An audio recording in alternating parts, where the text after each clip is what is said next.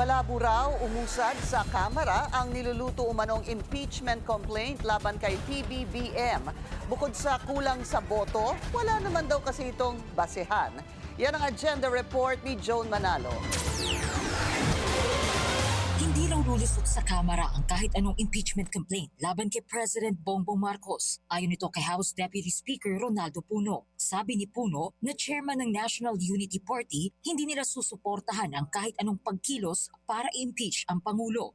So ang sinasabi ko lang, well, obviously, we are in the majority. We do not believe that any impeachment against President Marcos is going to prosper, and we are obviously not going to support that. Patuloy ang usap-usapan ng impeachment laban kay PBBM sa Kamara dahil sa nauna nang sinabi ni House Deputy Minority Leader Edgar Erice na may mga mambabatas daw na nagbabalak magsumite ng formal na reklamo. Betrayal of public trust ang isa sa mga sinasabing basehan nito, pero paliwanag ni Puno, wala raw nakikitang basehan ng NUP para magsampa ng impeachment complaint laban sa Pangulo.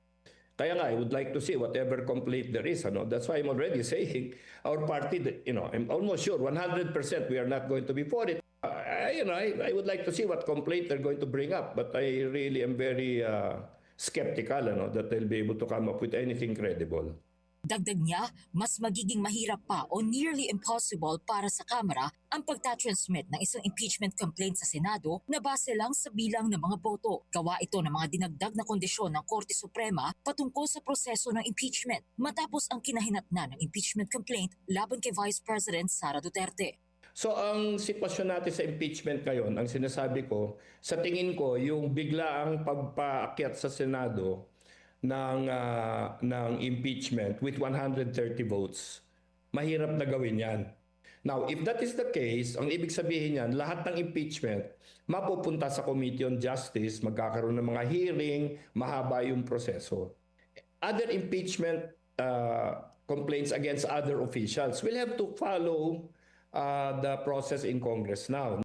Bukod kay Puno, nauna na rin sinabi ng ilang mga mambabatas na kinakailangan ng sapat at matibay na ebidensya para maghain ng impeachment complaint laban kay PBBM. Kinakailangan din daw na naaayon sa saligang batas ang kahit anong galaw para i-impeach ang isang sitting president. Para sa agenda, Joan Manalo, Delionario News Channel. Mag-follow sa aming mga social media accounts at mag-subscribe sa aming YouTube channel para sa pinakahuli at eksklusibong mga balita.